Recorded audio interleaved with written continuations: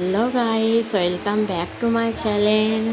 Please তোমরা skip করে কেউ যাবে না, আমার ভিডিওটা তোমরা দেখতে থাকো। আজকের রেসিপিটা কি হতে চলেছে, সিম দিয়ে বেগুন দিয়ে আজকে আমি একটা চচ্চড়ি করব। এটা যদি শুকটি মাছ করতো আরোই ভালো হতো, যেহেতু শুকটি মাছ নেই এর কারণে শুধুই করব। তার জন্য একটা কড়া নিয়ে নিয়েছি, কড়াতে তেল দিয়ে দিয়েছি, রসুন বাটাটা আমি দিয়ে দিচ্ছি, আর পেঁয়াজ কাঁচা লঙ্কা কুচিটাও আমি এর মধ্যে দিয়ে দিচ্ছি। ভালো করে একটু আমি পেঁয়াজটাকে নেড়ে চেড়ে নেবো। তারপরে আলু বেগুন সিমটাকেও আমি দিয়ে দেবো।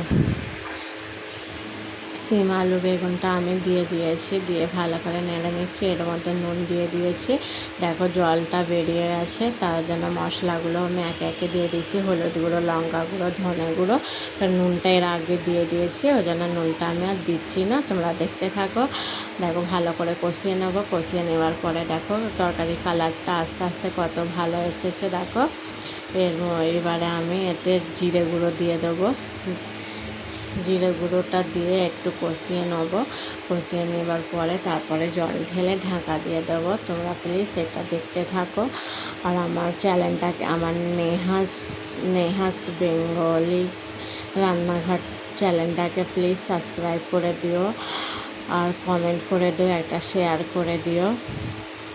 প্লিজ তোমরা সাবস্ক্রাইব করো আমার চ্যানেলে, তুমি ভিডিওগুলো সবাই দেখো। আমি আরও নতুন নতুন ভালো ভালো রেসিপি নিয়ে আসবো। তোমরা যদি বলো কোনো রেসিপি আনতে, আমি সেটা আনবো। দেখো এটা আমার ফাইনাল লুক। এই ছিল আজকের আমার সিম দিয়ে আলু দিয়ে বেগুন